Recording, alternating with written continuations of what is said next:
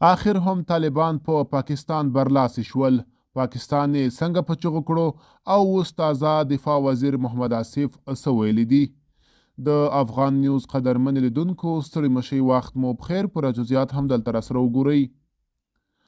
د پاکستان د دفاع وزیر افغانستان د ټولو ترهګریزو پیښو سرچینه ده. د پاکستان د دفاع وزیر خواجه محمد آصف وایي افغانستان د ټولو ترهګریزو پیښو سرچینه ده.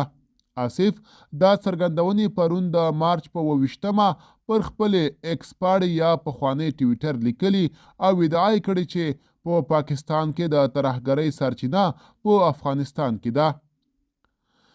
نوموړي په افغانستان کې د طالبانو پر حکومت تور پورې کړی چې دوی په افغانستان کې د وسلوالو له پټنځایونو خبر دي، خو د په ټکو د پاکستان پر ضد آزاد بریدونه کوي. طالبانو تر اوسه د آصف څرګندونو ته غبرګون نه دی ښودلی.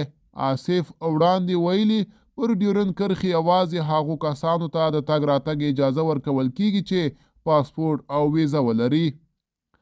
د پاکستان حکومت ټولو افغان موټر چلوونکو د مارچ تر پای ته مهلت ورکړی چې د تګ راتګ لپاره پاسپورټ او ویزه ترلاسه کړي، که نه پاکستان ته د داخلېدو اجازه نه ورکول کیږي.